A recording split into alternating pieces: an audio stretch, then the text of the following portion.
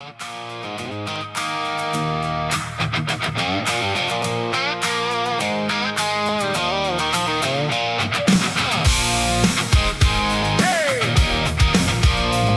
to heart.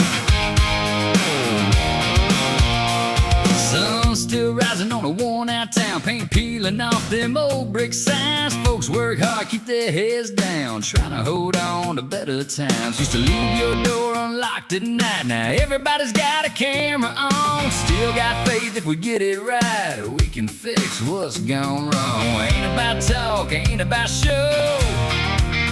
It's about the way we live, the way we know. Let's get back to dirt roads, back to porch lights, neighbors standing up when it ain't polite. Cold beer, hard true stars up above, a little less noise and a whole lot of love. Red, white, blue ain't a trend we chase. It's sweat on your shirt and calloused hands grace. If we're gonna stand, we don't stand apart. We got it good.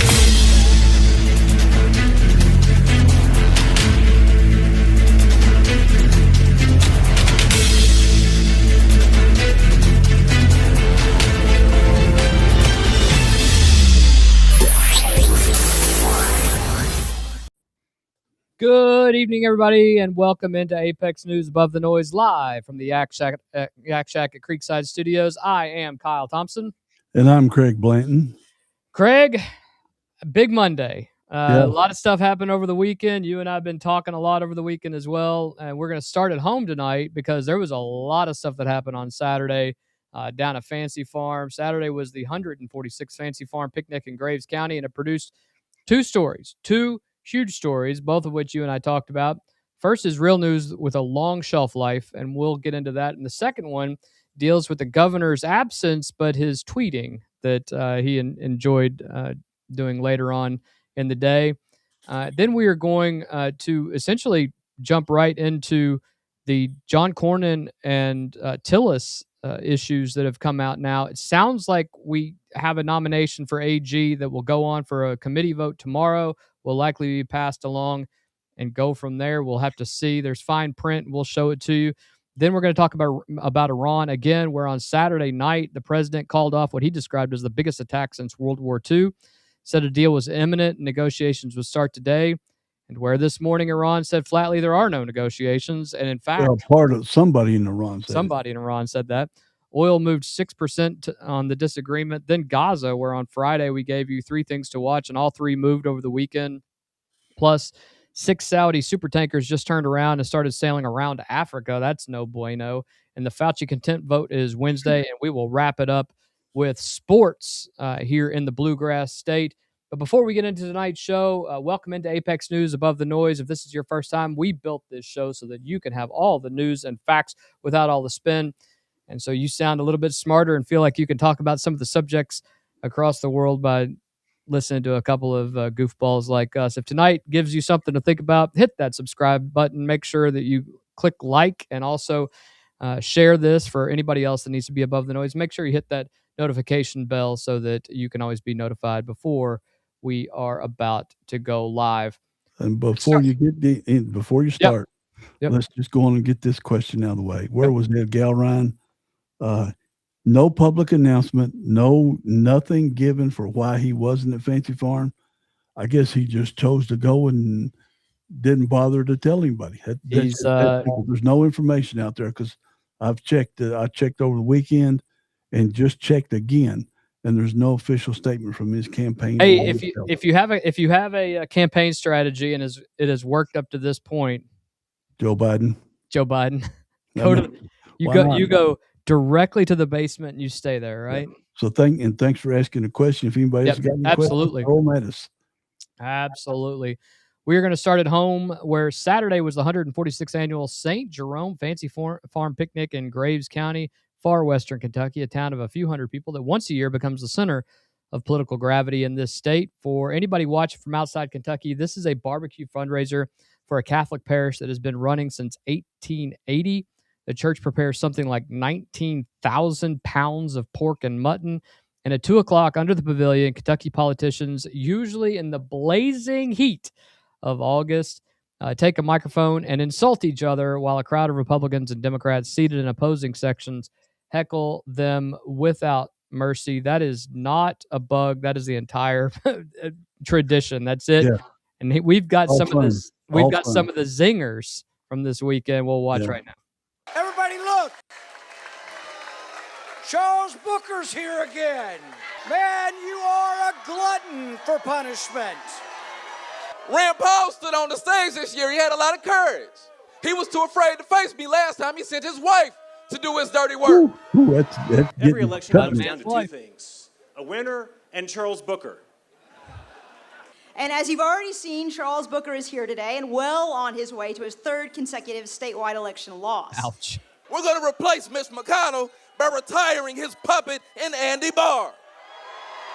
You know, Charles is a community organizer.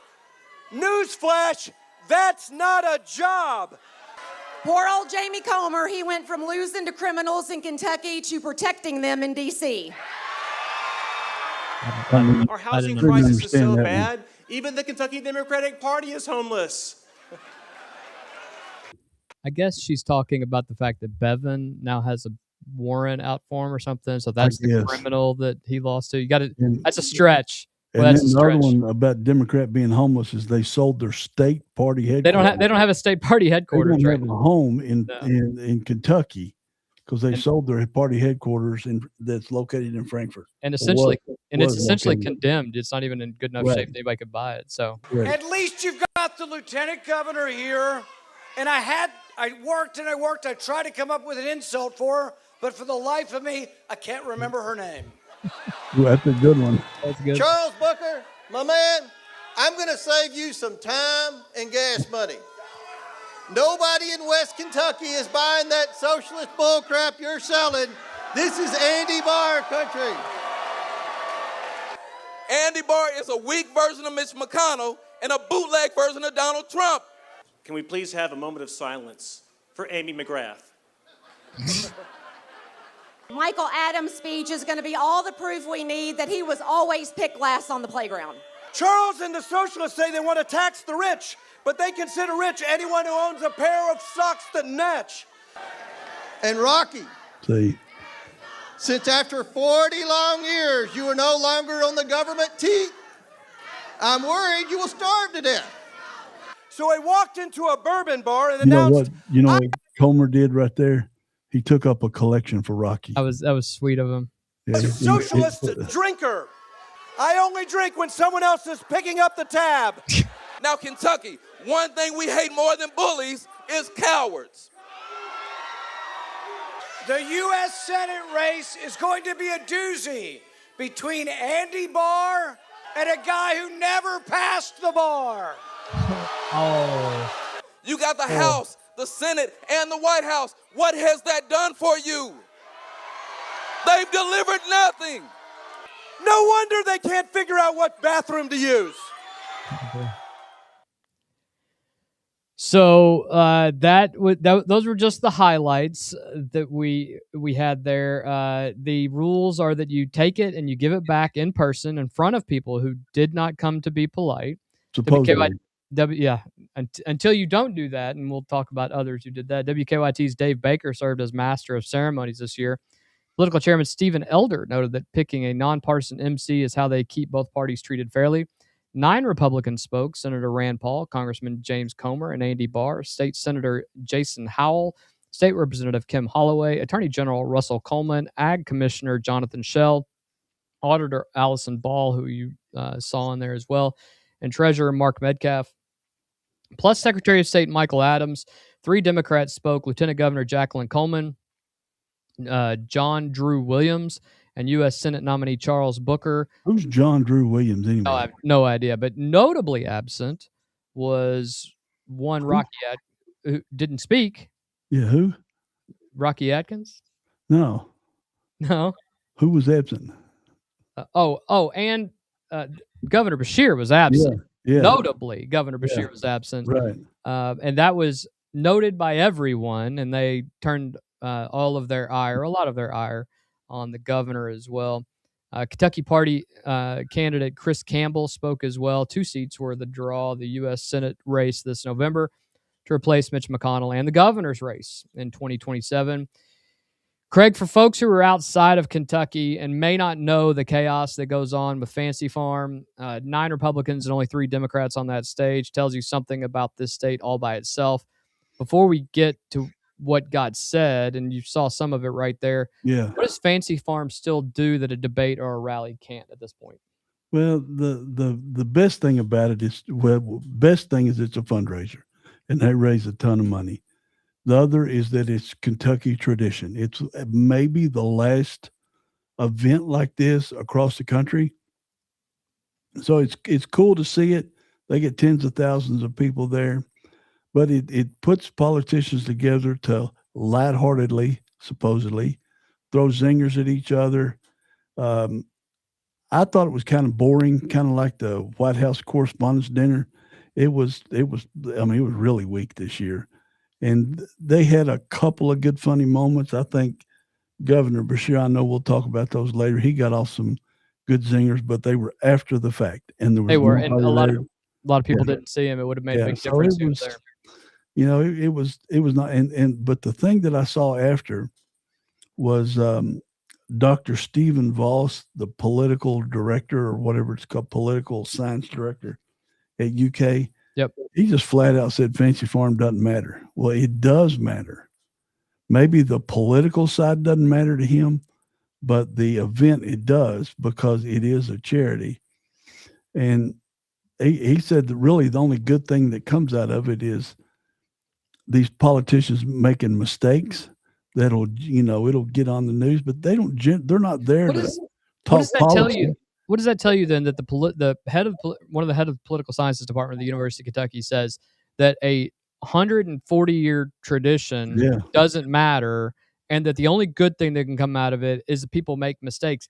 This guy's not talking about the they're Democrats making mistakes. He's saying it doesn't matter anymore because it's a deep red state, that if Andy Beshear's not on the ticket, but it's still a lighthearted event. It's a lighthearted event. It raises a ton of money. Nobody discusses policy. And they zing each other for their own policies. And I think that's the reality that a lot of political science guys and people who are he's not nonpartisan. We know these academics, guy from Virginia, these academics, they are left leaning usually, and that's fine. That's their position. But just because there are majority Republicans now at Fancy Farm, and their majority speakers are Republicans, and Republicans are probably going to win every race, it doesn't mean anything anymore. And what I think this is, and I heard this from Democrats too, this is their way of saying, we're just not going to do it anymore. It doesn't help us at all. It's no good. And that's the sad part about this. You only had 3 speakers on the Democrat side. That's pretty weak. That's pitiful. Yeah. That's pitiful. We had House members, state House members speaking. Why is what's his name from Louisville? Why is he McGarvey? Why is he not speaking? He's taken to the airwaves a lot lately. Yeah, get on there and stump for Booker if you need to, or something. Yeah. But Booker showed up, and it's almost like the Democrats don't want to stump for a Democrat socialist, even in Kentucky. Right. Well, and they don't want to be associated with a loser. But they're not supporting if they don't support the candidate, they should be there to support the party. The party. Ed Galbraith should have been there. Ed Galbraith should have been there. Definitely should have been there. I mean, that's the whole point of it, is to have a good day, a good 4 hours, 3 hours, whatever it is. And I know Rocky was there, but why did he not give direct? Why did he not give a little bit as well? I don't know. I mean, that's why I think the event. Remember when a while back when both sides screamed, they decided to scream so loud that you couldn't even hear them speak. Yeah, they all lost their voices and everything. Yeah, I think that's where. And I'm talking about the crowds drowned out to where you couldn't even hear them. That's why I think it took a turn politically, not with the people that attend the event, because it was still packed. I mean, granted, there's only 200 or 300 seats, but it was still packed. And I just if what Dr. Voss has said, it just takes another opportunity away from the people, It absolutely does. People that vote for those people to see them in person and see Show them yourself as a in normal personable human situation. being. Get up in front of people and talk and introduce yourself. Crack some jokes. Everything is not personal. No. As Governor Beshear said, I hope they can take as good as they give. That kind of deal. Here's the actual news that came out of Saturday, and it's the thing that will still matter a year from now. Secretary of State Michael Adams went into that weekend as the man everyone expected to jump into the governor's race besides Jamie Comer. He had told the Lexington Herald-Leader ahead of the picnic that he was thinking about launching a campaign for governor at Fancy Farm. And that's not speculation from a columnist. That's the candidate himself telling the newspaper days out. He spoke last on Saturday, and I texted you as soon as this came out. Yep. What he said was that he isn't running. His words, the best thing I can do for my team is to call on all Republicans to join me in supporting James Comer to be our next governor. Then he laid out the reasoning, and the reasoning is worth hearing in full because it's a party strategy argument. And for once, the Kentucky Republican Party has decided that they're going to care about the party. And this is phenomenal that this actually went down. And the man, I might disagree a little. You might, but I will tell you this: the man, whether you like it or not, he's taken one for the team. He earns a little respect from me on this one. He goes on to say the Democrats, Adams said, are going to pull out all the stops to claw onto the one office they may still have a chance at winning. He said Republicans absolutely have to nominate their strongest ticket, and that the first thing they must do to strengthen their chances is to avoid some messy primary where they all attack each other. So the Secretary of State walked to the microphone at the most watched political event in Kentucky with everyone expecting an announcement and used that moment to clear the field for James Comer instead. Craig, a statewide office holder that Michael Adams has been for the last 7 years, one of the most prominent in-state Republicans next to Allison Ball that you will see out there, tells the newspaper, tells the Herald-Leader that he's thinking of launching at Fancy Farm. It gets everybody there. Then he walks up and endorses the other guy. That other guy just happens to be the House ranking member of the chair of the House Oversight Committee, one of the most powerful positions in all of Washington. It is understood. It is understood that James Comer is going to announce that he's going to run for governor. He hasn't done so officially, but he has put the feelers out, and everybody knows it's coming. Is that a man who read the room and made a disciplined decision, or a man who tested the water and found it a little colder than he expected, considering who the opposition was? I hope it was he tested the water. You know, he knew, and everybody knows, he had zero chance of winning the race. 100%. But is it getting to be like the Democrat Party where they have selection instead of election? The Comer camp, and they could have got together and said, look, let's have a primary. Let's get our message out there. Let's get free media with the public, with TV and everything like that, and have a good primary. Don't attack each other, but talk about policies, talk favorably about policies each of them want to do. I think we're missing something by just, I think Jamie's going to win going away. James Comer, Yep. Franklin County, James Comer from Monroe County. I think he's going to win, but I'm all in favor of primaries because it gives the candidates experience to go into the general, but you don't have to murder each other. No, I think to try to win. I think there will be other people who jump in. Don't get me wrong. I think you'll have a state representative or some random person that wants to jump in. I don't think it'll be a clear slate. However, a protracted primary where you don't run a race without the intent of winning it. Yeah, and you and I have talked to plenty of candidates over the years where we say, and we just talked to some in a primary here, where we're like, if you're not going to try to win, then don't run. And so same goes for Michael Adams. If he decides he wants to run for governor, then he's got to run to win. And I think that's the reality that he probably saw himself in. You can run to win, but you don't have to be an attack dog. You don't have to tear your other party members down. You don't have to. Yeah. I will. Because everybody's wanting a positive campaign, and they're tired of negative campaigning, right? That's what they tell me. Yeah. So then there's the man who wasn't there, the man who was absent. Governor Andy Beshear declined the invitation to Fancy Farm for the third straight year. right. His stated reason, he was watching his son's final travel baseball tournament, and good for him. He's a dad. His son Will, good ball player. We want to be fair about that up front because we're going to be less generous in a minute, and you should know we can hold both positions. Kid's last tournament is a real thing. He's getting ready to go to college. It happens once. Beshear has skipped this picnic before in 2021, citing the pandemic, in 2022 during the Eastern Kentucky floods, and he did attend in 2023 when he was on the ballot. His last appearance was Remember that year. that. Remember what those three things. He was on the ballot. He was on the ballot, and he showed up at that point. Predictably, the Republicans on that stage made a meal of the empty chair. In fact, they referenced the empty chair. Senator Rand Paul, I can't believe Andy Beshear's not here to support you, but then again, he didn't come last time either.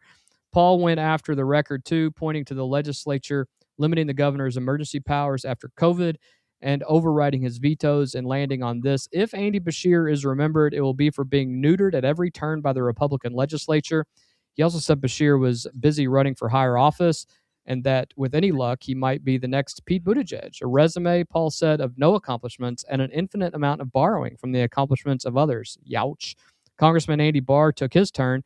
If I were a Kentucky Democrat and had to defend the Democratic Party, I wouldn't want to be found either. And then, to his credit, he's worked his way up from nothing. If by nothing you mean starting as a son of a governor, then that's what he's done. Yeah. Craig, I'll defend the absence to be with your family. A kid's last travel ball tournament. You and I are big on you got to be there for your kids. You know, no matter who you are. Happens once. That's family first. But 3 years running in an event that's practically part of the job description in this state. At what point does family reasons start looking a little like a pattern, and it doesn't gain him anything by using that excuse now when he shows up when he's on the ballot? Yeah, well, you can be family first all the time unless you're a CEO or you're a governor of a state of 4 million people, for over 4 million people. You know there's going to be sacrifice. Now, if to be successful, there's going to be sacrifice, because don't think if he does announce for president and his son, who is a very good baseball player, has his first game in college, wherever he goes, wherever he lands. Now he goes to a political event where he could raise $100,000, or he misses his son's first college baseball game. Where do you think he's going to be? Yeah, and his son will completely understand. Yeah, he will. Absolutely. That's just what part of it is being. When you're the boss, when you're the CEO of a big company, or you're a governor, a senator, a president, they miss all kinds of family events. They do, and the kids tend to understand usually. Yeah, and that's what you've got to do to be successful, to win in your career, whatever it is. Sometimes, I know it's hard to say in this day of family work-life balance that all the young people are embracing. It's tough. It's tough, but if you want to succeed, I mean, it's okay to draw a 2-week paycheck and live 2 weeks, 2 week, if that's your choice. Yeah. But if you want to succeed, as you know, as I know, and as every entrepreneur we know, sometimes you got to give some things up. Sometimes it's got some cost of wanting to succeed. So it's great. It's great that he did it. But in this case, it doesn't benefit Andy at all by going. It hurts his fellow Democrats by not being there. And if he had sat on stage and taken it from 9 different Republicans, that would have been bad press for a presidential run. But he did. I understand the family thing, but he could have done the part. He could have. I mean, I don't know if he missed every game. He could have flew in on a private jet. That all these private jets, I keep noting, that land at the airport. I've never seen so many private jets land at our airport. You're talking about the Frankfurt airport. Our little bitty airport. They're there. There was 2 there this weekend. I mean, like 15 seaters. These are multi-million-dollar jets that are landing at our little bitty airport in our 4th smallest capital city in the country. Something's going on. A lot of people are flying in. But must have faith healers up here or something. Must be something. I'm telling you. So I applaud him for going, because his son is a really good baseball player. There ain't no doubt about it. Yeah. But being governor, you got to miss some family events. Now, here's where it gets interesting, and it's the part getting the most attention today. Hours after the picnic ended, hours. I mean, that people were probably home by the time they got there. Governor Beshear posted a 4-part thread on X, numbered 1 through 4, and proceeded to have the argument he'd skipped from wherever he was. He opened, "Sorry to miss Fancy Farm today, but let me get in on the fun." Then he answered Rand Paul, and we're going to give you the sanitized version because we really like for our stuff not to be. Well, I was going to say, because I've got the full not to text. be demonetized, because we'd like to keep this video up. But understand that the actual language was not sanitized, and it's on the governor's official X account if you want to go there. Beshear wrote that Paul saying he'd been neutered by his legislature was rich, coming from a guy who's never had, and here he named a part of the male anatomy, and that if he did have them, Donald Trump would be holding them. That was actually pretty good. That's the governor of Kentucky on his own account. Then to Andy Barr, under Andy Beshear, not Governor Andy Beshear. No, his own personal account. Yeah. Then Andy Barr, Beshear wrote that he's told Andy Barr also spoke and that they aren't the same.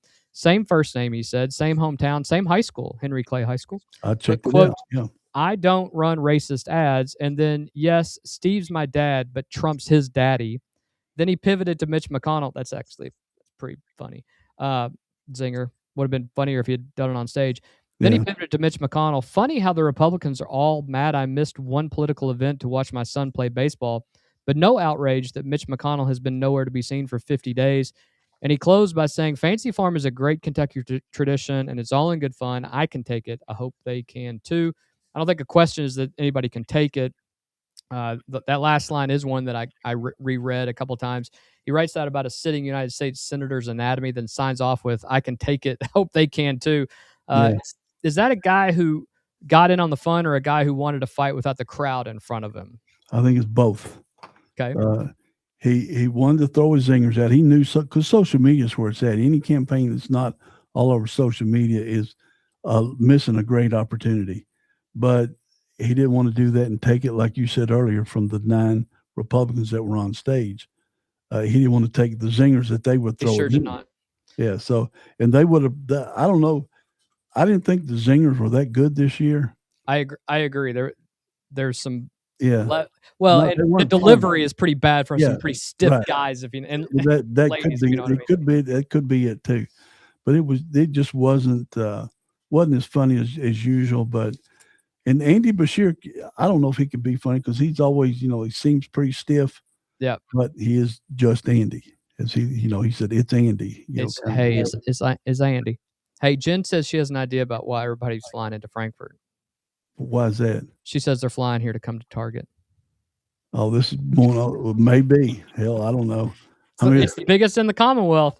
Right. So, yeah. Maybe that's what it is. But I tell you, they're last thing I want to talk about today with regard to Andy Beshear and Kentucky politics. Andy made a comment earlier at the end of last week, and then over the weekend he made a comment essentially saying there's a lot of people who are talking about August the 3rd as some deadline. And of course, today is August the 3rd. We haven't heard anything from Mitch McConnell. So according to the statute in Kentucky that the Republican legislature passed, according to that statute, now we have to wait for a general election. According to Andy Beshear, Governor Beshear, he says that doesn't matter. And I don't really care what people say about August the 3rd. If I get information that he has passed away, I'm going to consider appointing whoever I want to appoint. Mm-hmm. So here we are again. and he ended that statement by essentially saying they have one less vote on the Save America Act. They have one less vote on the budget, one less vote on Iran, all these things, which is true. But as I said, what did I tell you about his support of the SAVE Act? Well, not only that, we know that's his position. The other side of that is how denigrating to the people of Kentucky for him to say, hey, it's better off that we don't have someone representing us, even though a majority of the people in this state agree that the SAVE Act is something that is needed and wanted by 80% of the people here. Our entire lives. Of course. And yet he Does says, want to take it away? Does he want to take away showing ID? Apparently he thinks it's not necessary. By that statement. I mean, it's true politically what he's saying because it's one less Republican vote. It's true. Meaning it's closer to the 50-50, 51, 40, 51-49 against. It's closer to that because of Murkowski and Collins and others that typically on big things vote with Democrats. But for him to, I don't know where he's at. And on I don't know. the I don't know that you get Cornyn or Tillis either on the SAVE Act, but I could be wrong. Yeah, and I don't know that it's ever going to pass, which just blows my mind why it won't. An 80-20, it's an 80-20 issue. Yeah, you need an ID. I learned today to get in any library in New York, you got to have an ID to get a library card. Well, and Mayor Mamdani has said that he is going to require ID at all of these city-owned grocery stores. His coworker, I mean, his staff, said that they're going to require you to have an ID so that out-of-town folks can't utilize the discounted grocery. Yeah, so I mean, I'm really concerned about that. I mean, there are a number of minorities and women who I guess won't be able to eat in New York City because if you have to have an ID. According to Democrats, they don't know how to get IDs. Minorities that's right. and foreigners, they're incapable of getting an ID, so they won't be able to get something as simple as a library card. They don't. They miss to get the a logic. 30% discount on food that was supposed to be free. Well, and the other thing is, and I read this over the weekend, all of the local bodegas and everything else, they've just decided they're going to go purchase from these stores because 30% is lower than what than wholesale is. So they'll go buy there and then turn around and resell it. Yeah, Mondami, he did address that. He said they're going to stop people from coming in because the reporter asked, "Are you going to limit the quantities people can get?" And then he said, "Well, we're not going to allow a lot of big purchases because we don't want any resales." And that's directly going after those little stores that are on every street corner. Well, it's not just that, but all the people who are reselling all the stuff on the street corners that they're stealing from. That's why everything's behind plexiglass at every store up there. Right. And is all this going to be behind plexiglass too? Well, you only get one loaf of bread, I comrade. We'll find out, but I'm waiting on the first mob in New York City to go in there and rob everything out of there because it's going to be food. It's already discounted. Mondami's doing it. He's a communist. Just listen. This has been tried in Illinois, and that'll be the end of it. This has been tried in Illinois. It's been tried right outside of Kansas City. There have been. I know about the one in Kansas. Government-controlled grocery stores before, and they have all gone under and lost business and spent millions of dollars, and they're just barren. You don't get enough food in. They don't make enough money to buy the food to replace. And what they do have is rotten and gross. And and Mondami's just selling a staple. I mean, a market basket, they call it, of food. But it don't matter. They're going to bum rush that store. Of course they are. They're going to clean everything out. They'll repopulate it again. Well, of course, with New York City taxpayer money, they'll do it again.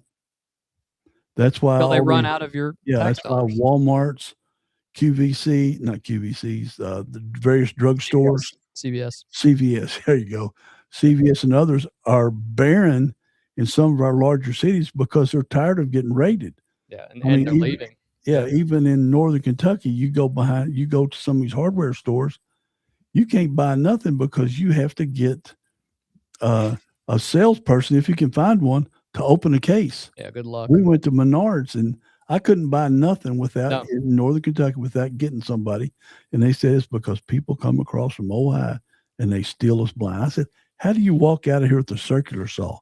They figure out how to figure out a way. Before we get off politics, tomorrow night is the Michigan primary. And it essentially is the battle for the Democrat Party. I mean, that's how it's being billed. That's not a Kyle or a Craig. National news That's thing. National news.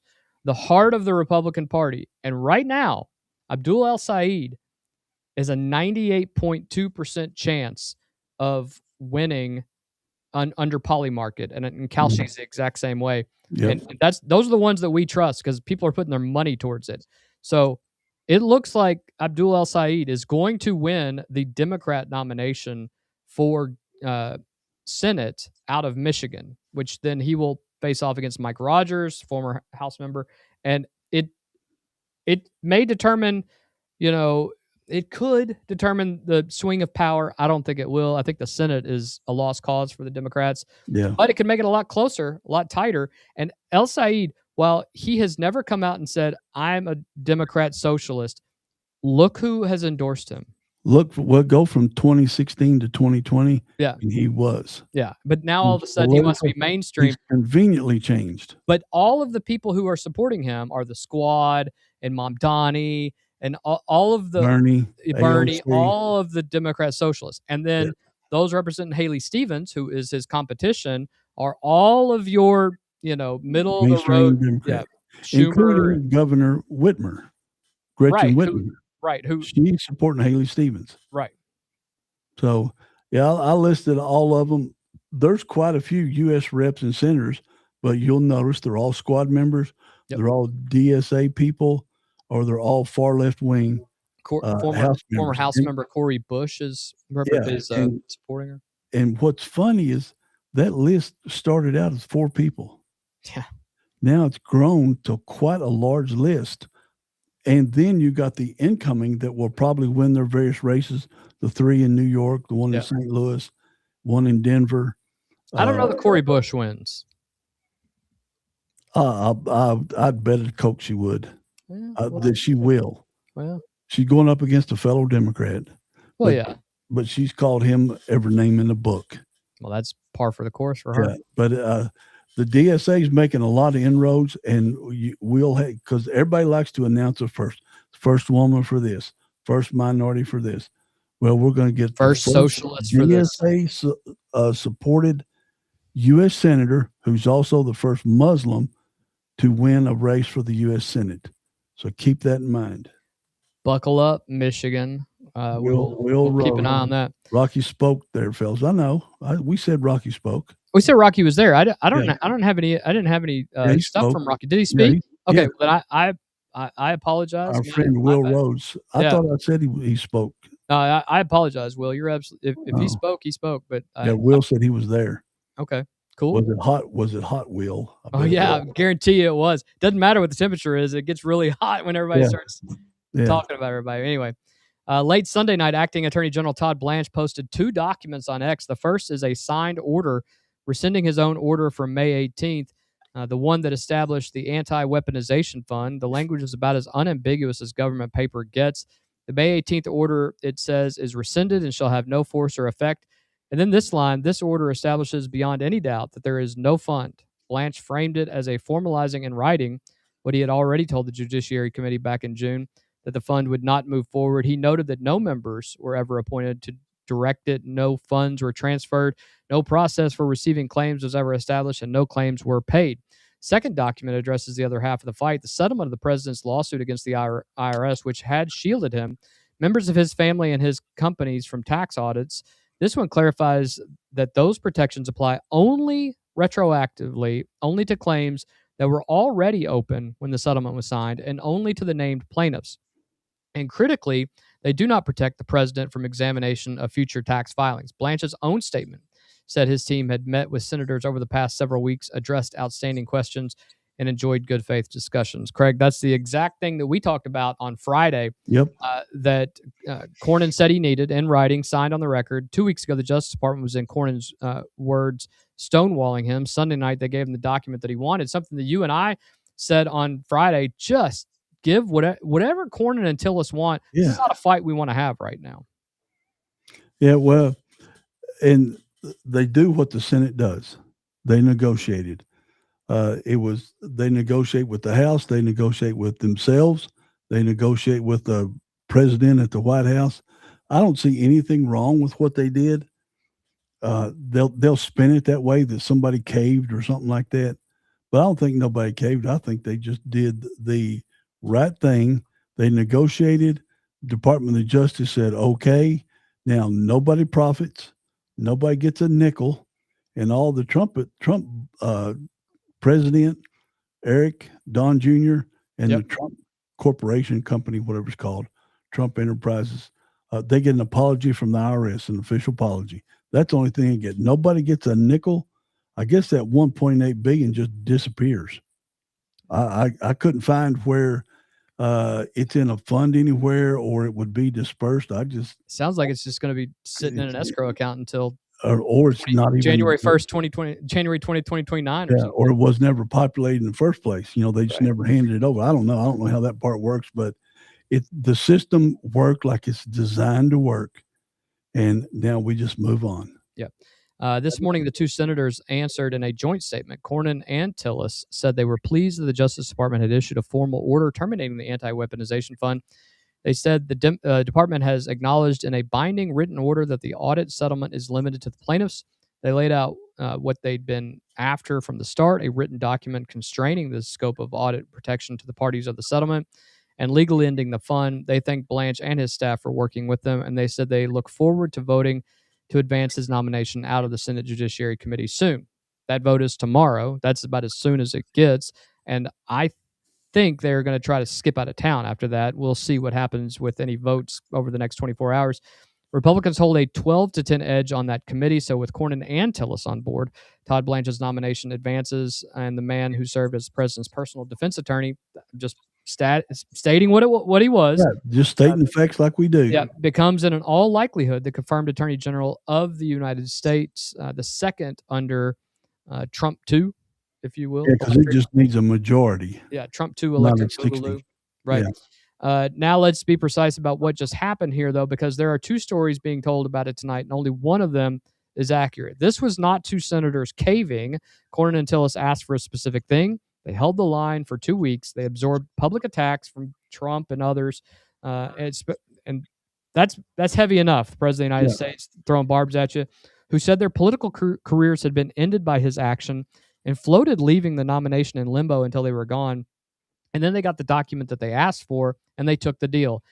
That's not a collapse in the ordinary language of legislative bargaining. That's a win. It's a win for both parties, right? Everybody wins. That's Everybody right. wins. Which is rare in Congress. It's very rare, especially as contentious as things are, even in your own party. I want to sit on that a second because the framing tonight is going to be that they folded. Even if I hope Trump doesn't come out and say that they folded. I hope that his folks that work for him don't do that as well. They asked for a written order. They got a written order. They voted yes. Isn't that just what a successful negotiation looks like to you as somebody, John Q, member of the public? Yeah, of course. I mean, with the country so divided, and Congress obviously so divided, especially on the Democrat. Well, Democrats are unified. The Republicans are a little bit divided. Hard for us to get anything going. But nobody won, nobody lost. This was just another negotiation that everybody agreed to do it. The two senators honored what they asked for, which was kind of surprising that they didn't tack on something on the end of it, but they honored their word. And so everybody wins. I don't see a downside to this. Now, how the media spins it and how the pundits tonight spin it is going to be a different thing. But, it's let's see. Let me see what I wrote a little response down this because I thought this was a good one. I see you have to negotiate to be successful, and right now the House and Senate can't do that, which That's correct. we've talked about for weeks. But another wrench in this election cycle with the Democrat Socialists of America winning a good number of seats, the Democrat Party's not going to know what to do now. Are they going to attack? Is it going to be a straight Democrat vote? Well, I will tell you what will happen is after tomorrow night, it's going to be there will be an empowerment of that bloc to where they. And we warned the Democrat Party of this 4 months ago when we started this podcast. We said, if you allow the Democrat Socialists, who are outright saying at this point that they are not Democrats and they are not beholden to Democrats and they are only hijacking, they needed their party because they don't have a party. Right. They are hijacking their party, which is exactly what they've done. And now they're going to be so emboldened after tomorrow night that I think that they will tell the Democrat Party and the John Fettermans of the world and the Chuck Schumers along with them that you're not doing anything without us. You're not doing anything that doesn't include the far left fringe of the Democrat Party. I was going to share on Facebook Bill Maher's closing remarks last night since he's back from summer vacation, but HBO wouldn't allow me to do it. It immediately hit a do not display kind of thing, so I couldn't share it, but he came back saying again why he said his vote was up in the air. his votes when he last interviewed J.D. Vance, the last show before he went on his summer vacation. He said it's still up in the air, and said if Hassan Packer, who is now becoming a bigger and bigger voice every time a DSA candidate wins, if he becomes that, then my vote is definitely up in there. James Carville said the same thing. If Hassan Packer is the spokesman for the new Democrat Party with this DSA stuff, he says, I'm leaving the party. Carville's just flat out said it. I'm leaving the party. But so this is, they're in a crossroads and what direction they take. And Whitmer's supported candidate versus the DSA supported candidate, this is absolutely Democrat versus DSA for one of the most coveted seats in all of politics, being a U.S. senator.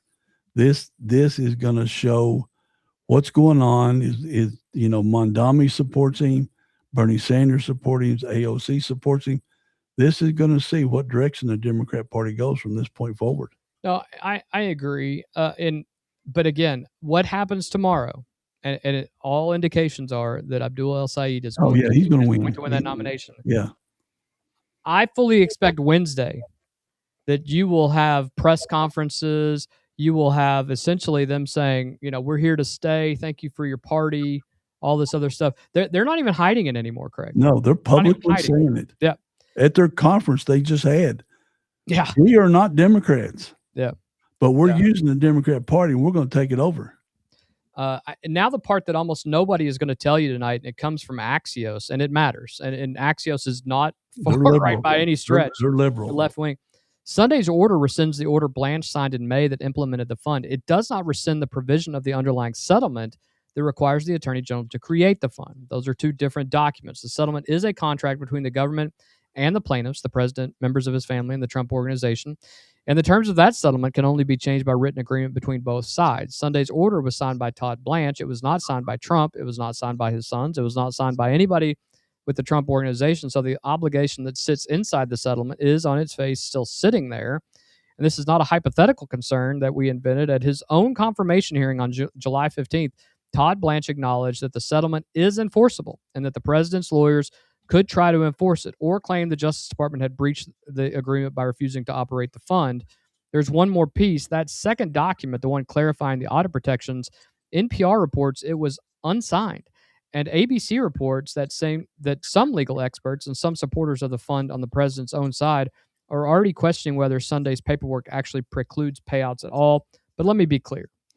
If the Republicans circumvent this by essentially putting him in and then pulling the rug and saying, no, we're going to do this, we'll call him out on this show. That would be ridiculous. And I hope that people understand that we do not find that credible at all. And I don't think that will happen. But if it does, it's a problem. What people have to understand is there is a $1.7 billion settlement with the Justice Department and the Trump organization. The IRS.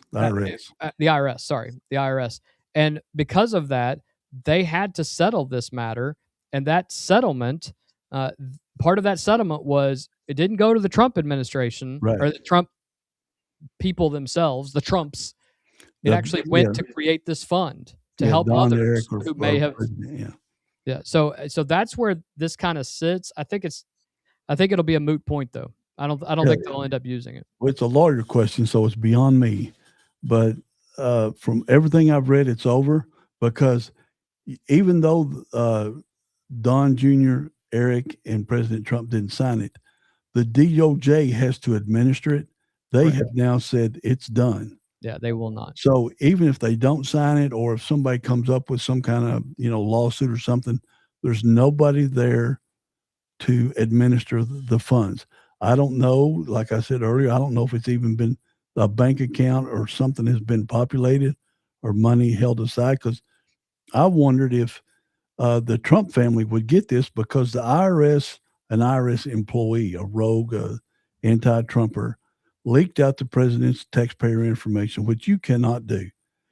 Now, I thought the $1.8 billion, that was a little ridiculous. Yeah. I mean, you and I couldn't get $1.8 billion for IRS leaking our information. But since nobody gets a nickel, just let sleeping dogs lie. Just move on to the next crisis, because, it's always good. You don't let no crisis go to waste. So let this one go to waste. Just let it end and move on. And I'll add, this is probably a 95-5 issue on the other way. Oh, yeah. All of America wants this to go away. All of America didn't like it in the first place. And so surely there aren't people, supporters of Trump or the Trump family or corporation, that are arrogant enough to say, hey, we're going back at it, because it'll hurt America if they do. I will say that Will Rhodes has once again told us that the Kentucky Democratic Party does have a headquarters. It's off Ann Street. However, where? Because I've never seen it's off Ann Street. It says it's off Ann Street. In one of the houses? When you look up the Kentucky Democratic Party, it says 111 St. James Court, number A. Well, now, that's out by that's out by the west side. So by, Lee Brick and Block. So if it's out there, Will, I'm telling you what Google is telling me. If it's actually downtown on Ann Street, I need to put out a new. If it's St. James Court, I know where that road is, because a friend of mine started his entrepreneurial career there. Yeah. On St. James. Plus, if it's that little 2-story building, I don't know. I don't know where their headquarters is. I didn't know they had one, because I don't know, when I click on Kentucky Democratic Party, it immediately takes me to Act Blue. So I don't know. But in anything the size of that building, because I've been in that building 100 times. Yeah. Maybe 200 times. The size of that building compared to anything on Ann Street or St. James Court, man, that's about a 90% step down. P.O. Box 694, Frankfort, Kentucky. Doesn't have a street address on here, but I will drive down Ann Street tomorrow. Yeah, we'll find it. If it's down there, we'll let everybody know where it's at. We're down. Same street the mayor lives on, bought my wife's grandmother's house. That was about so 10,000. I know Ann Street well. That was about a 10,000 square foot building that they had out on the east side, but at least, yeah.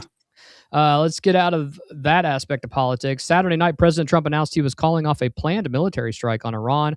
According to multiple outlets, the targets were Iranian energy infrastructure and power plants, and the president described what was planned in these terms. It would have been the biggest attack since World War II, as he said. He said he called it off because he was asked to by Saudi Arabia, by the United Arab Emirates, by Qatar, and he said by Iran, which is odd. According to Axios, Saudi Crown Prince Mohammed bin Salman personally called the president on Saturday, expressed concern about the escalation, asked for clarity about the plan, who cares, and according to another source, urged him not to launch. Speaking to reporters on Air Force One Sunday, the president said the perimeters of a deal had been agreed to. His words on what the deal covers: there's a deal on Hormuz, and then there will be a deal on the nuclear, or you might call it the denuclearization of Iran. He said negotiations would begin Monday afternoon, today. He declined to say where they would take place or who would be involved. He said Iran faces no deadline, which is interesting. And he said, we're ready to go anytime we want. Would I rather make a deal? I'm not looking to kill anybody. Secretary of State Marco Rubio said the strike waves had devastated Iran's defense programs before the pause was ordered. Craig, it seems like every single night we are out here and we are talking about, what will or what potentially could happen. There are 3 Gulf allies, the Saudis, the Emiratis, and the Qataris. They got on the phone and asked an American president not to launch, and he didn't. Some people will call that a sign of weakness, just to be quite honest with you. And I'd argue listening to the countries that live there is what an alliance is actually for. Where do you land on this? Well, typical Iran, we announce a deal, or we're working on a deal to show a positive side. Somebody in Iran immediately goes against, because somebody told the negotiators in Pakistan or Turkey or wherever they are that they were looking to make a deal.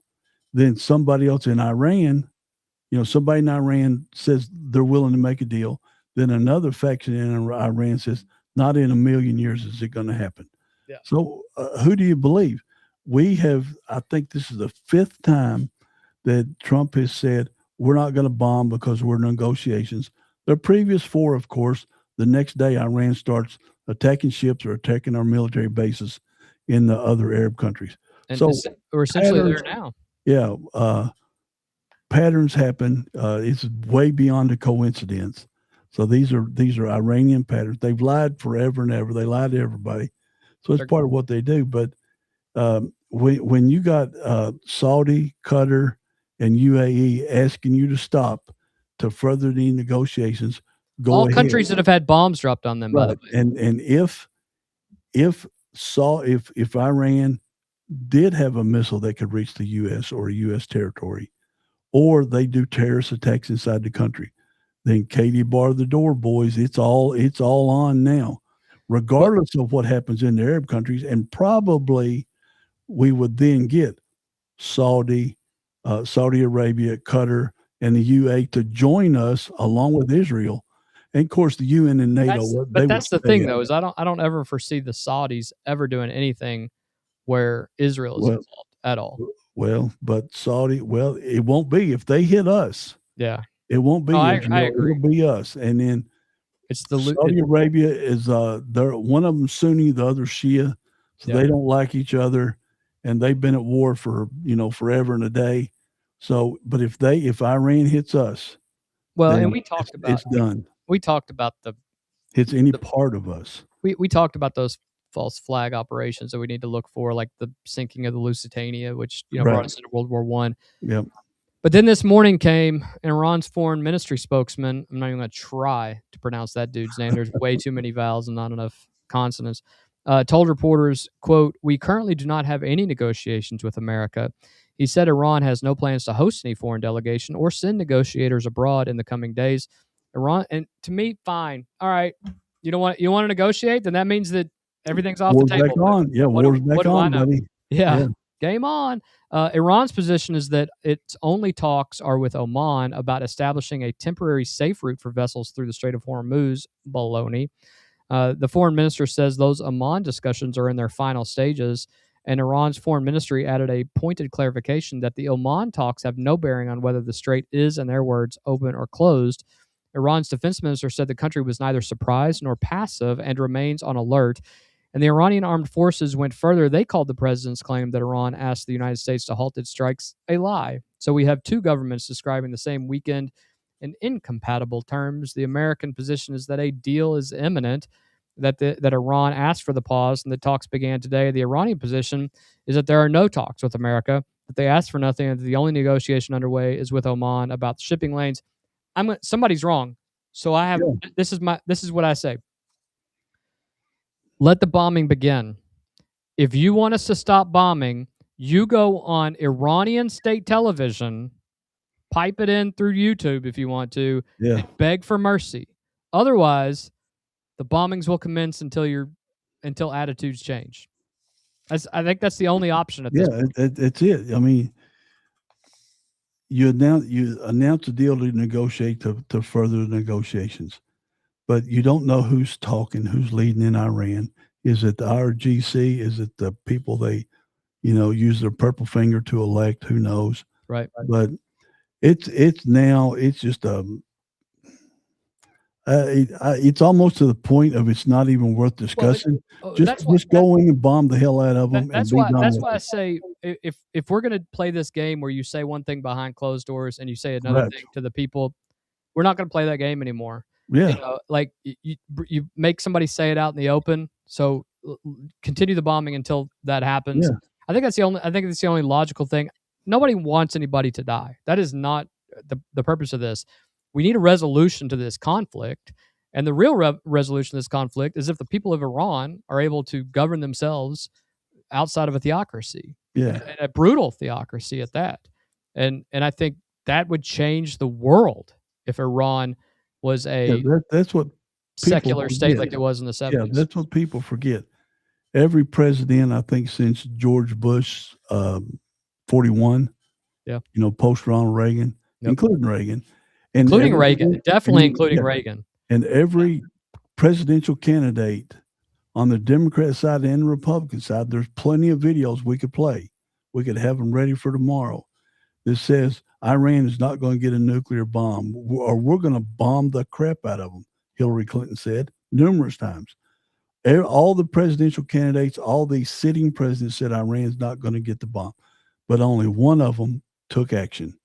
And now that guy's getting lambasted for taking action, for saving the terrorism from around the world.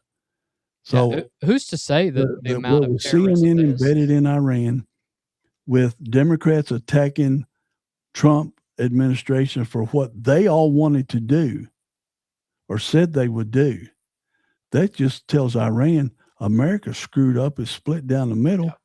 Let's just keep waiting them out till the next president comes in. Well, here's why this isn't just a he said, she said. Markets move based upon what people say. Oil fell hard on the announcement. Brent crude, the international benchmark, dropped about 5.5% to 6% Sunday to roughly $83 a barrel. And then today, it went down another 5%. So the Brent crude is at 83.75 now. The WTI crude, the West Texas crude, that sweet oil you always talk about, that's down to $80.30. Yeah, light sweet crude. Well, yeah, I was going to say it's now down to $80.34.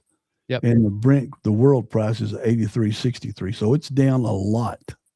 Yeah, this is not the first time this has happened. NBC notes that the president has repeatedly threatened and then announced he was canceling major attacks, citing progress in negotiations, only for the diplomacy to be upended when the two sides resumed hitting each other. We've watched this cycle run before during this war: a threat, a pause, an announcement of imminent agreement, a denial from Tehran. If President Trump and his administration and Marco Rubio don't have a plan and a strategy to end this on our terms, this is going to be a historic L from the idea that this could essentially hand the House to the Republicans if there are any close races, because they're going to be able to use. Yeah, historically, the House always goes to the other party. Historically. I mean, it's happened again and again. It's happened every president as far back as you can go. So, but now, is it a 40-vote sweep or is it a 3-vote? Right. Close race?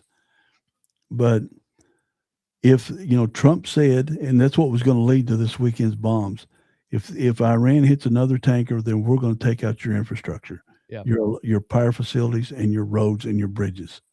That's what he was set to do, because they immediately hit 2 ships. So two tankers. What's up, Freeman? The what? Freeman. They waved at us. Oh, okay. Yeah. But so that's what was going to happen. So Iran and others asked them not to do it so that they can negotiate. If we negotiate, fine. If not, then if they strike a power facility in any of the 3 countries, Kuwait, Saudi, or on like Donkey Kong, as we say. Yeah, or UAE, then do back 10 times worse. Don't do no proportional crap. Proportional. Yeah, you knew where I was going. Proportional. If they hit 1, then let's take out 20. And granted, the Iranian citizens will suffer, but that's war. Yeah. Do you think on the flip side, we had those water facilities in Michigan or Wisconsin, Minnesota. I wasn't even, so I knew I'd get it. It's one of those 3. North Midwest. Yeah, they got hit with cyber attacks. Now, they said it was Iran, but I don't know if it was Iran or not. But we know those things aren't protected like banks are. That's correct. By security. So if they hit one of our facilities, then it's time to start taking all theirs desalinization plants. I agree. Because they hit one of Kuwait's desalinization plants. We did not strike back proportionally, which would be take one of theirs out. Right. And if we take one of theirs out, then the Saudi citizens, through this 7-year drought, the Iranian citizens, through this 7-year drought, they have no water, and people will die from that. They will. Quick side story real quick, because while everyone was watching the Strait, 6 of the largest ships on Earth quietly turned around and started sailing the long way around Africa. It's a quick story that we want to give you because it does matter with everything that's happening here with the Houthis and everything else we've been talking about. It explains something you're feeling. 2 weeks ago, Yemen's Houthi movement declared a maritime embargo against Saudi Arabia. Hilarious, by the way. It's so cute. Opening a new only Saudi, because they're the only ones. Only Saudi, right? Yeah. Opening a new front in this war against the United States and its allies. And Reuters reported Monday, based on ship tracking data, that 6 Saudi-flagged supertankers have changed course in the Gulf of Aden over the last several days and are now heading toward southern Africa. Understand what that means practically. Those ships were routed to go up through the Red Sea and the Suez Canal. Instead, they are going to go around the very dangerous Cape of Good Hope around the entire continent of Africa. That's bottom of Africa. Bottom of Africa. That adds thousands about 6,000 miles, and roughly 10 to 14 days to a voyage. It burns more fuel, ties up the vessel longer, and every one of those costs land in the price of the product. And it's not only the route. London's marine insurance market widened its high-risk zone in the Red Sea last week, adding waters closer to more Saudi ports. When underwriters widen a risk zone, premiums rise for every hull sailing through it, and that too ends up in the price. So the Strait of Hormuz is closed. The Red Sea is now dangerous enough that Saudi tankers are sailing around Africa. Insurers are now because of the Houthis. Because of the Houthis, insurers are now repricing, and that's the machinery that turns a war in the Persian Gulf into, $2.98 gas to $4.67 Right, yeah. and change at a gas station in central Kentucky. This is the part I wish got covered as much as the press conferences. Nobody fired a shot on those 6 ships. The threat alone rerouted them around an entire continent, one of the largest, and thousands of miles in 2 weeks. How much of what people are paying right now is actual disruption versus just risk pricing in your mind? It's probably 25%. But the reason they turned around is Lloyd's of London isn't insuring them no more. Right. You can't go that way. You might get blown up. It's pretty much that simple. Is it profiteering on the side of the oil companies? Who knows?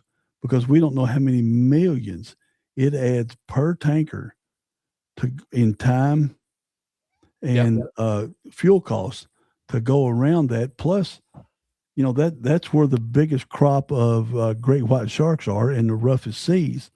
So if a ship goes down, there ain't no surviving. Plus, it creates a big environmental mess too. But we are going to move to another quick story real quick here. Wednesday, August 5th, the Senate Homeland Security and Governmental Affairs Committee takes up a resolution to hold Dr. Anthony Fauci in contempt of Congress.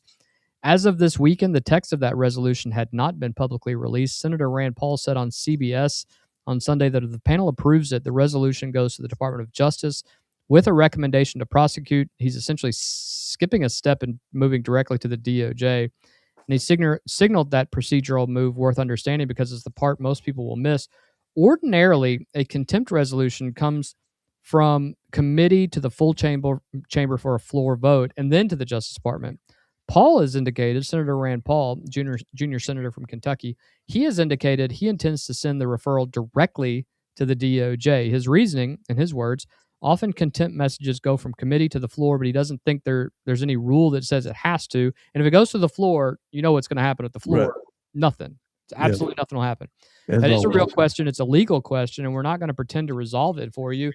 Even with legal background, there's no way of knowing what will happen, but note what it accomplishes. It removes a step where the resolution could be slowed or blocked and allows Democrats to essentially have another bite at the proverbial apple to stop anything that could happen. And it puts the decision in the hands of a Justice Department that is about to be led, pending tomorrow's vote, and will be in charge on Wednesday, assuming that happens, by Todd Blanche, which is how tonight's first story and tonight's last story kind of turn out to be the same story.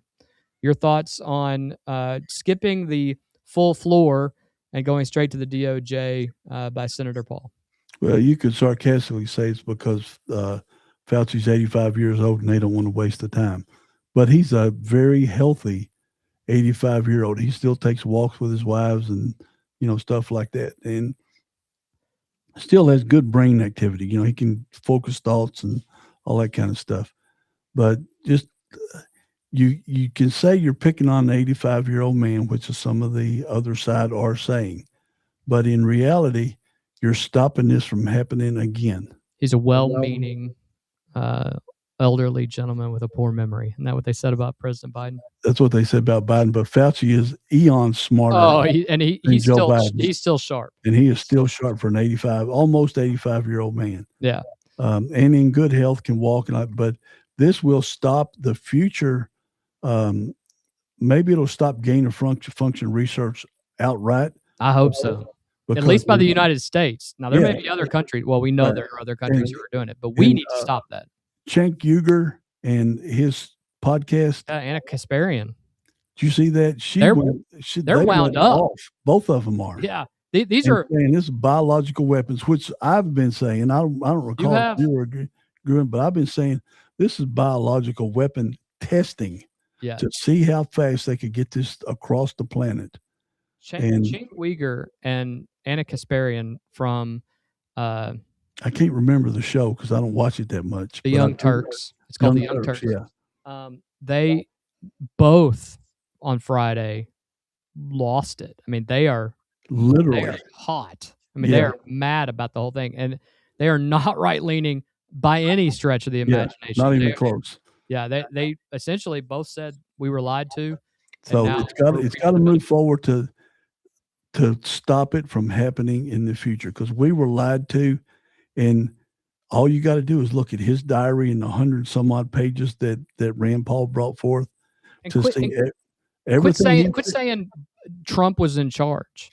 Right. Trump was lied to also. Trump, you listen to your advisors to Yes, make your he's decision. not a doctor. Yeah, you listen to your advisors to make your decision. Same thing on a war council. Same thing in anything that a president does. He's got advisors all the way around him. He doesn't just arbitrate because otherwise that's called a dictator.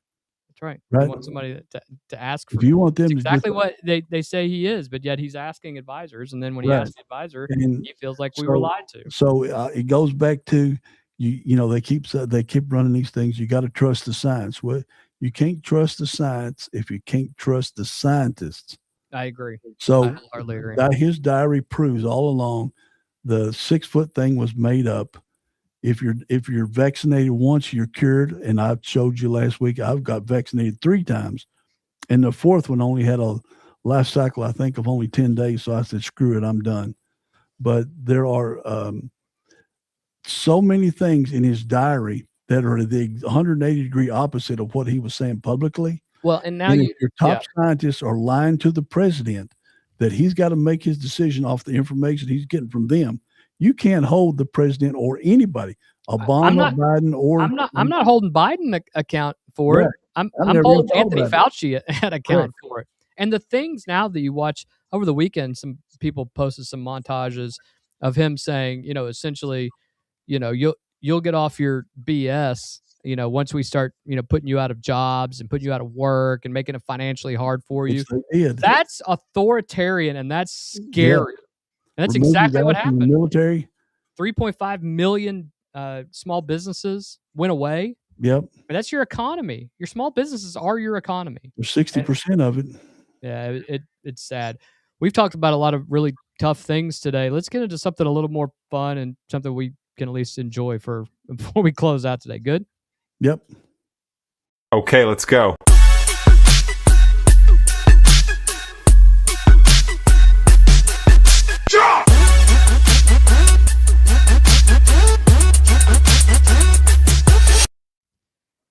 So went down to historic Memorial Coliseum over the weekend to watch La Familia in the TBT Championship, and it was a fun event. Very quiet crowd. It was not a raucous crowd by any stretch. There were we ever ahead? We were never ahead. No, Okay. and the crowd was not raucous. It was there were times when it got loud, but it was not a great. I shouldn't say it wasn't a good crowd. Everybody's just trying to figure out what's going on here. It was a fun event.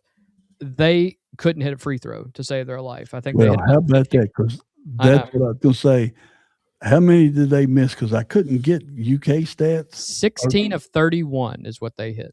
So they missed 15 plus. I'm assuming several 1-and-1s. There was at least 2 1-and-1s. But the big thing about well, I don't know how many 1-and-1s are now that I think about it. But either way, had they hit 3 he was fouled on a 3-pointer. He hit 3 in a row. Archie Goodwin hit 3 in a row. Yeah, had he not hit those, they would have been well below 50% from the free throw line. And it got down to like the last, you know, when they did the Elam ending where they add 8 points to it, they're down, you know, they have to score 20 points. And, you know, Davis Steele only has to score 8. Of course, they made it exciting. They made a little bit of a run. But Jen saying it was a little sad to watch. It was a little sad to watch. They're not great. Both teams shot about 33% from the field. From the field, not just 3 pointers from the field. It was very difficult, but good for UK and their alumni. There's 3 or 4 guys on the team who are not alumni, but they endeared themselves to the local fans. You got the people ready for some basketball action. You got to see some of the players there. I saw Momcilovic and the guys. They were all hanging out. Mm-hmm. So they're still active and things of that nature. Shigari Aline was at the game. Remember 7'4" Shigari Aline? Yeah. He was at the game. I saw there's a little snippet of him walking up and high-fiving everybody. Yep. And I saw gubernatorial candidate Rocky Adkins. You sent me that picture. He was not in the cheap seats, I will tell you that much. He was in the suite area. Good for him. Yeah. But it was a good time. They ended up losing to Davis Steel. We happen to be sitting right next to the Davis Steel corporate family that was all over there. What is David? Is that steel makers? Steel, actual steel makers. Yeah, they have a corporate team that they sponsor with these guys who That's play. cool. Yeah, and these are all former college players and things. A lot of them played internationally. They were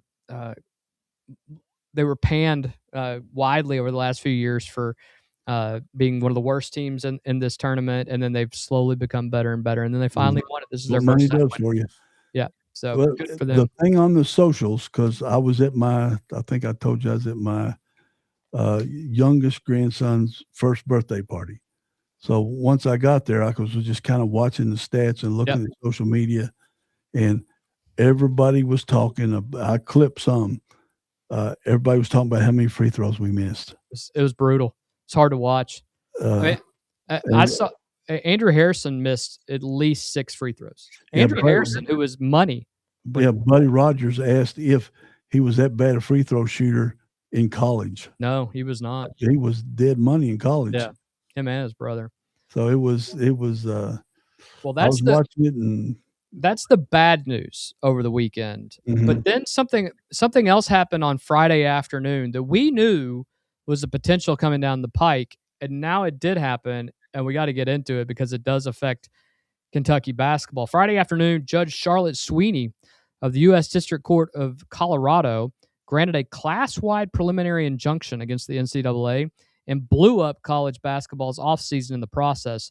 Here's the class she certified. Every athlete in the country who started competing in Division I in the 2022-2023 season and finished their 4th year of eligibility this past spring under the NCAA's new 5-for-5 rule approved in June, 5 seasons over 5 years. Those players were done.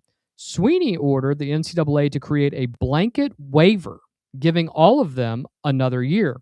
Her reasoning was that those players would suffer irreparable harm without it, and she specifically declined to accept the NCAA argument that applying the rule this way would create roster chaos. The NCAA disagrees loudly. President Charlie Baker said the ruling and the chaos they bring are exactly why Congress needs to pass the Protect College Sports Act. The NCAA's general counsel said they'll appeal on an expedited basis and try to restore the status quo, and the Colorado ruling came hours after a Tennessee court granted a 5th season to Jalen Washington, most recently of Vanderbilt, and 18 other basketball players, including Denzel Aberdeen. Now, here's the part that matters for us. The transfer portal for these players opened today, August 3rd, and closes August 10th in 1 week. 7 days. So the question is this. Pope left the chair empty, and we've been talking about this for a month now. Yeah. Why will he not fill this seat? Perhaps he lucked into this. Perhaps he figured this was going to come did down the road. Florida know also? Did Florida know this was going to come down, and that's why they kept Aberdeen around?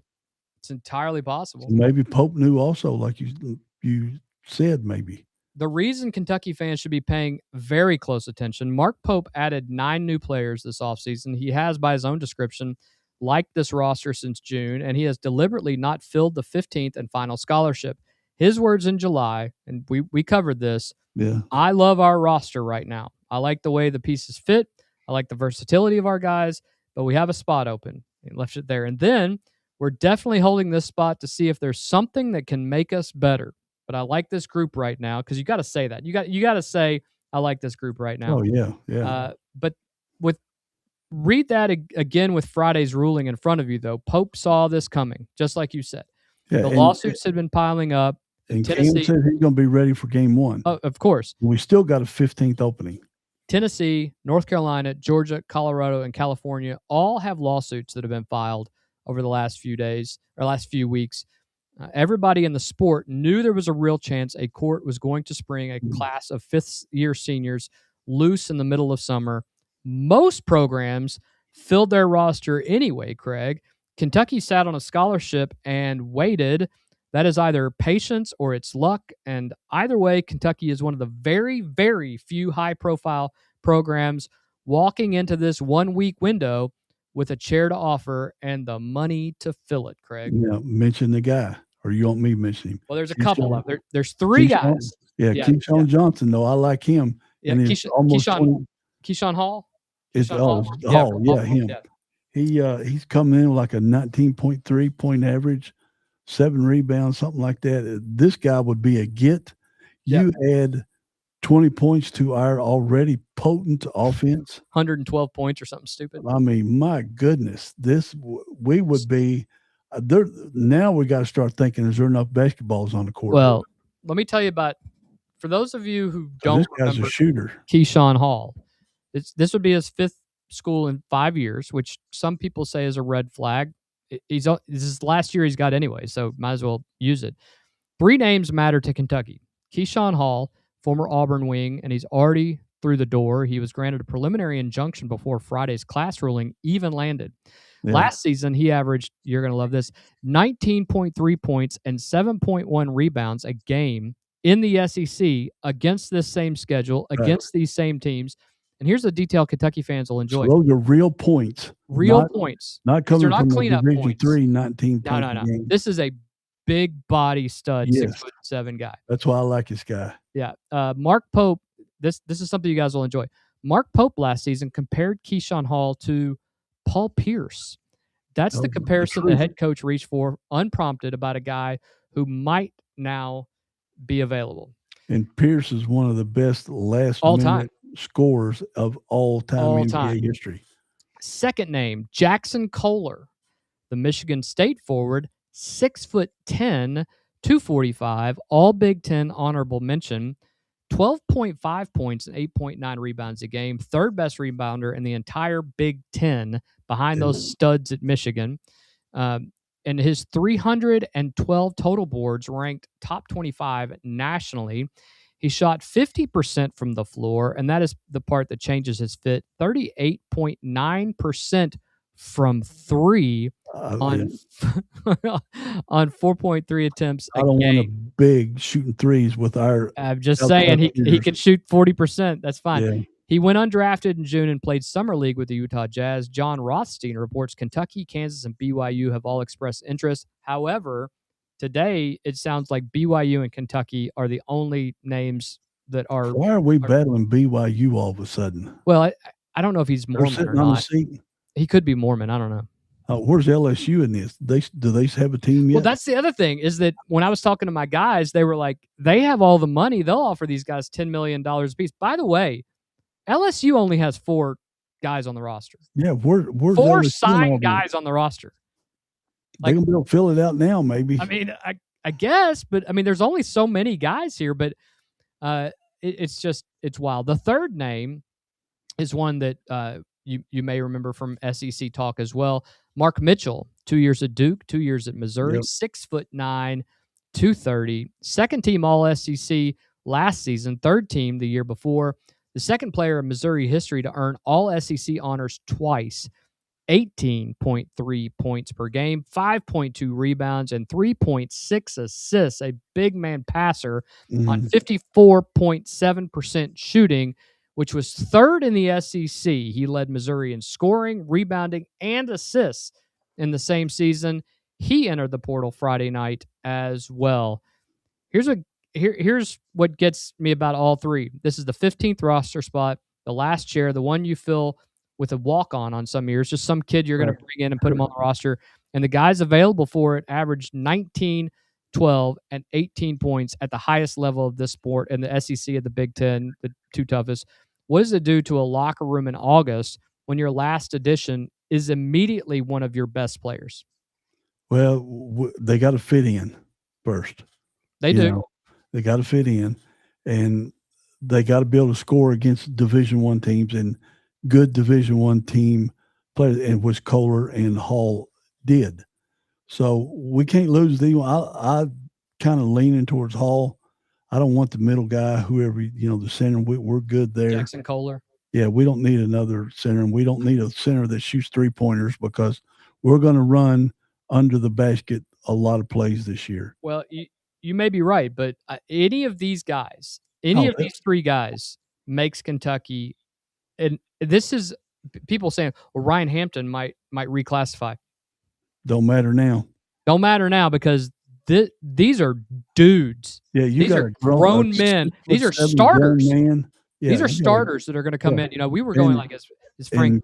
Kohler's all SEC. I didn't know that. Twice. Yeah. So I didn't know that. These are big bodies. All three are going to come in, and they can all start immediately. You're right. They're going to have to fit in.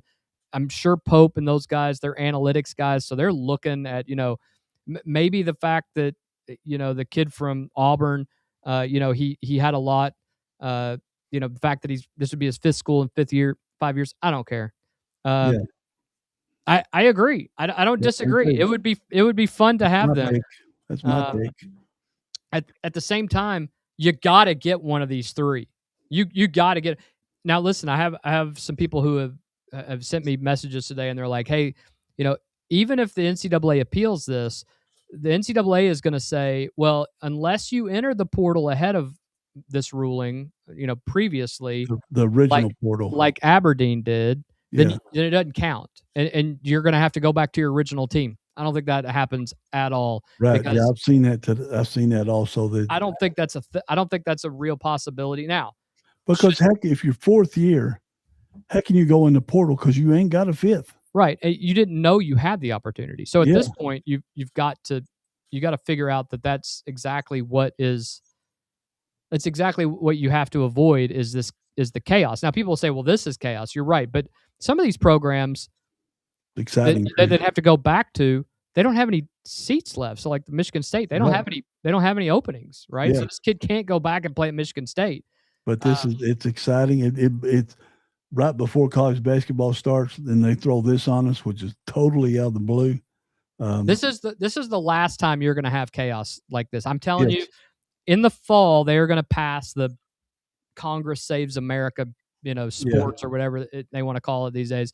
This is the last time that this is going to be affected. But I saw a really good discussion today. People were like, all of this stuff going on, the NIL and, recruiting and transfers and the Save America thing. When we're in Clickless Stadium watching the football Wildcats, or we're in Rupp Arena watching these guys, and it's coming down to the last 20 seconds, ain't nobody give a damn about any of this stuff. We are locked into Kentucky sports. And if Kentucky sports can add somebody that's going to get us over the finish line to be a Final Four contender, bring it on. Bring it, Bring all the chaos. Yes. Because it's chaos from the NCAA point of view. Caused by the NCAA. It's their fault. But it's opportunity for UK and for Pope for holding out on his 15th seat. We've said he's a genius. We've said he's smart. He might be smarter than we figured he was. Fate. Maybe it's just big blue fate. Maybe. I mean, I don't know, but if the opportunity's out there, we need to take advantage of it. And we can get one of these three players. I'll say two, the Kohler and Hall. If we can get one of those two, Ryan Hampton can stay in school another year. Yeah. Build up some bulk. Works out for everybody. You're going to take a 230-pound man over a 17-year-old high school player. A grown man. I mean, some of these guys are 24, 25 years old. Yeah. Then it's a no doubter, and he'll get more playing time next year. Ryan Hampton would. So this could be ridiculously good, and I'm saying ridiculously good for UK. If I am ranking 19 or 18 points to this already potent roster. Yeah.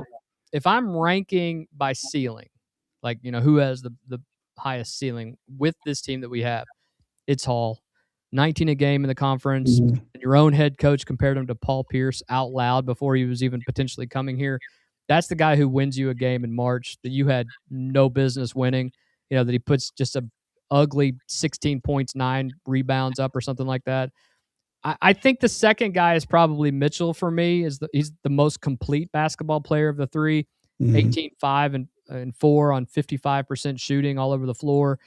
Leads his team in all three categories. He won't have to lead his team in all three categories here, which is great. You don't need that. He already has 3 months to figure out, who shoots is, how this roster is going to shake out. Pope's already had 3 months to kind of figure that out.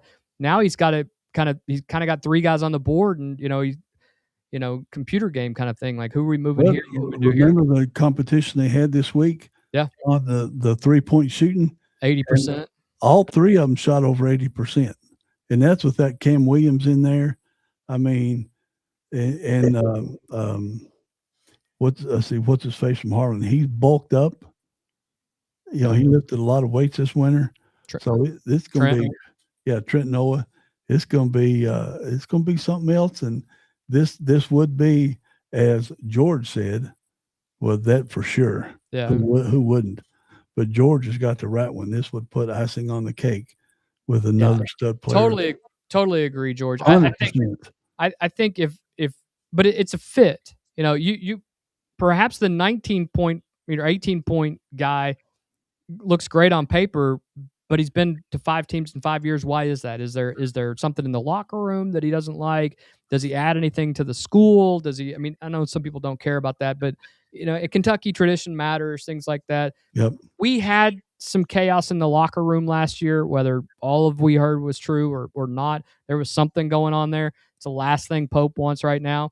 Maybe you go with a guy like Kohler, who is, assuming everything that they say about him. He's just a head down, works hard, kind of blue collar guy. Maybe that's it. Maybe you go with Mitchell, who has the pedigree, a couple years at Duke, a couple years at Missouri, and he's the guy that can kind of fill that role. But whatever it is, you can't just bring in some dude and throw the ball out there and say, match with this team that's already been together for 3 months. They've already traveled and done a bunch of stuff.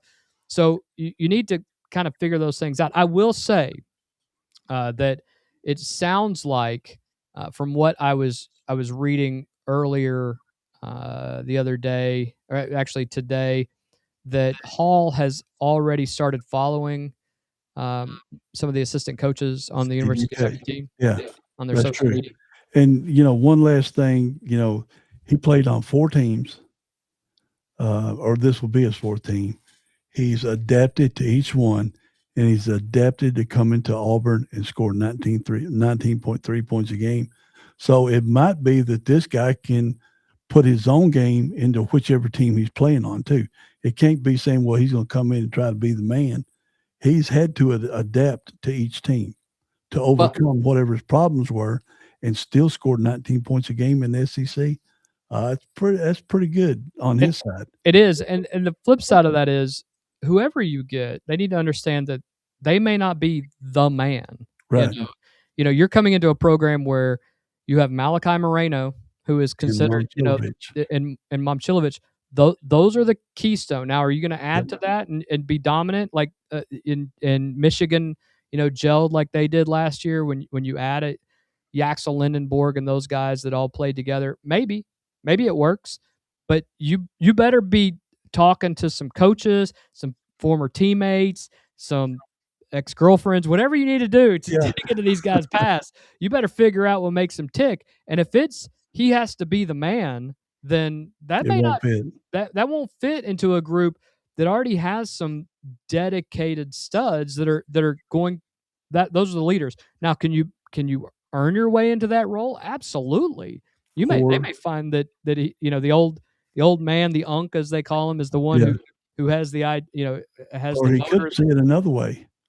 I can get $1 million or whatever it is we got left to pay. I can come in and get $1 million, and maybe they only need 10 points out of me, but I'm still getting $1 million or more. Yeah. So more than sitting the bench in a G League. He wasn't good enough to be drafted by the NBA. He wasn't good enough to be signed by somebody in the NBA. So, but he's an elite of what's left over.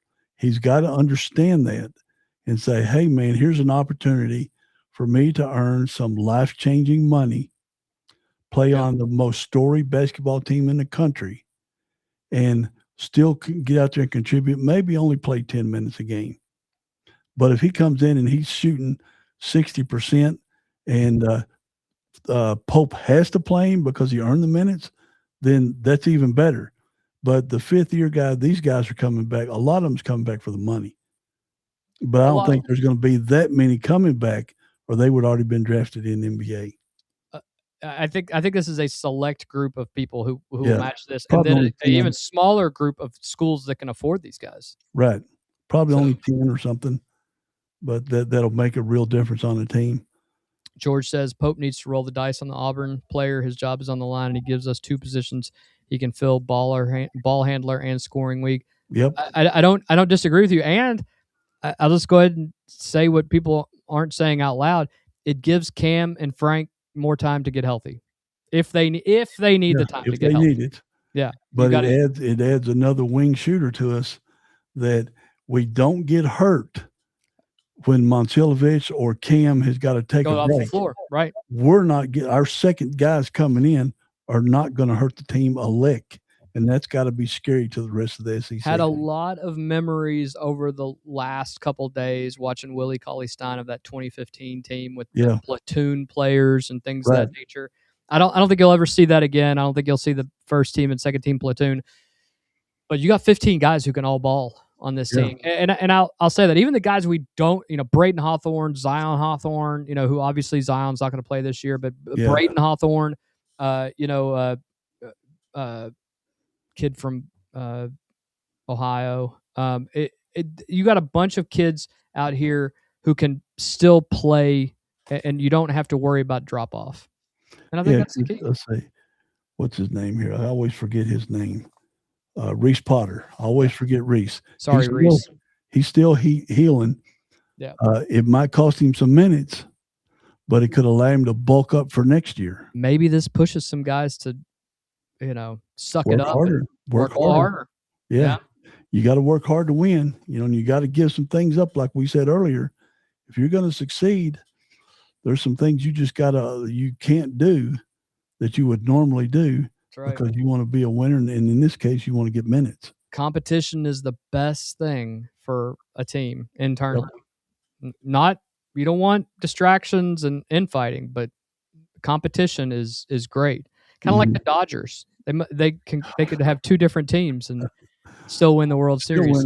Maybe they could split off and make it competitive for everybody else. The stupid Tigers trade. And if you do like if it goes like what you talked about earlier before we went on there, that they have a walkout next year after getting god awful amounts of money. Well, and it's gonna be the Dodgers' fault. I mean, a 249 hitter getting $10 million a year. Are you kidding me?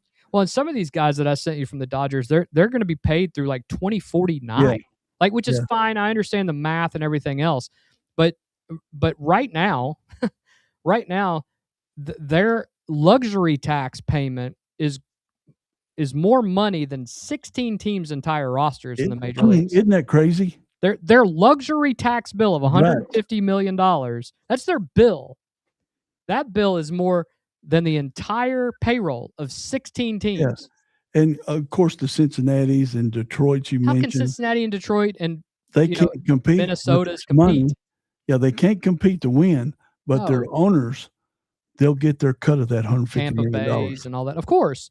And that's what's going to force everybody into a lockout to try to get a salary cap. The fans will quit going to the games. Well, and you don't have any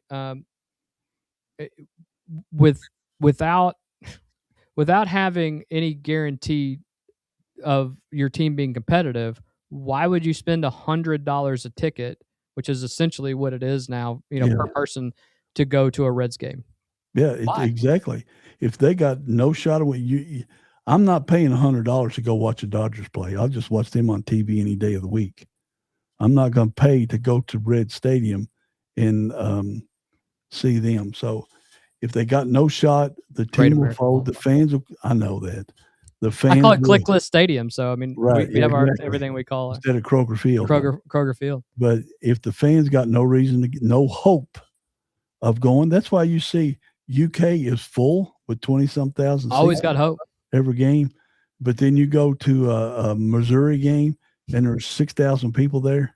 Vanderbilt until last year. Arena, 20,000 person arena. I mean, it's all different, and I'll just quote. I mean, baseball is pretty much the last strike hurt me a lot on watching baseball. Well, and you're not gonna have the steroid era to pull you out of it like they did last time. Yeah, which they allowed to happen 100%. I mean, I don't need to borrow your tinfoil hat to believe that. Right, baseball just might fold after this because the fans are tired of it. There's too many other options now. Well, and too many people hate the Dodgers and hate the Yankees now, and it's not just because they're traditionally great teams. It's because they're buying World Series championships. Yeah. And the thing is, with the Dodgers, got to give them credit for this. Their superstars are delivering, where the Yankees superstars didn't. They would rolling over in his grave. Yeah, they would fold in the playoffs, or they'd fold in the World Series if they got there. But it's just no fun when you already know. When you add a guy that's the last 2-time Cy Young Award winner, he's back, and he had a great July. Yeah.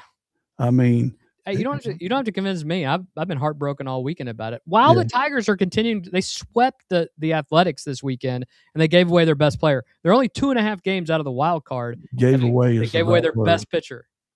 Well, he gave away the best pitcher 2 years in a row in the American League. Yeah.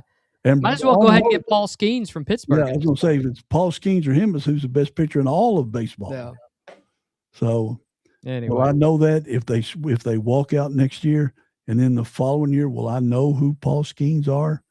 Now I'll forget. I'll just say that's Livy Dunn's boyfriend. I can't remember his name. That's correct. That's absolutely correct. I can't remember his name, but I can. Well, I will tell you this. This is all the Dodgers doing. It's going to be the Dodgers strike, and 100%. And one more reason we're both not like blue. LA.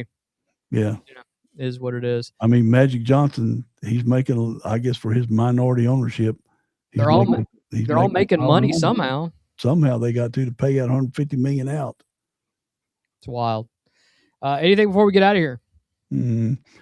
Watch Michigan. Watch the vote tomorrow because it's gonna have national ramifications. It will, and we'll talk about what will end up happening with that. And I know Wednesday there will be press conferences. They will be staking their claim. Yep, it's going to be something. And you won't see Timu Obama. You won't see Schumer. You won't see hide nor hair of them. Because they have been pretty much absent anyway. Because they just, not just because, we'll talk about it tomorrow, but they have been absent of the airwaves. Craig, thank you as always. To everyone watching and listening, we can't do this without you guys. You guys have made us one of the top podcasts, top 10% in YouTube. Wait. What are we doing Thursday? Thursday, big show on Thursday. We will have a police officer here that we are very good friends with, but we are going to be discussing we are not taking one side of this. We had a couple people that mentioned this on your. We're going to be talking about flock cameras. Yep. And we will be discussing the good, the bad, and the potentially ugly of flock cameras. And ALPRs, automatic license plate readers. I am really looking forward to this. I have a position, but it's not necessarily for, and I know you're questioning as well. Obviously, our friend that's coming on here, Jeff Farmer, he is a police officer who has used these to solve crimes, and he and some of my buddies, they may chime in as well. Who knows? And you got to weigh the good with the bad, and we'll be discussing that. We hope you guys will join us. It will be a lively discussion. We'll discuss some other things, but mainly we're going to talk about flock cameras and the surveillance state and what that means for each of you. So if you haven't already, make sure that you like, share, and subscribe. Make sure you click that notification bell each time that you visit, and make sure it's clicked so that each time we go live, you will be notified just before that happens. Share it with someone else who needs to be above the noise. And until next time, make sure that you stay informed, stay sharp, and stay above the noise. We will see you guys tomorrow night. Have a great Monday evening. See ya. Bye.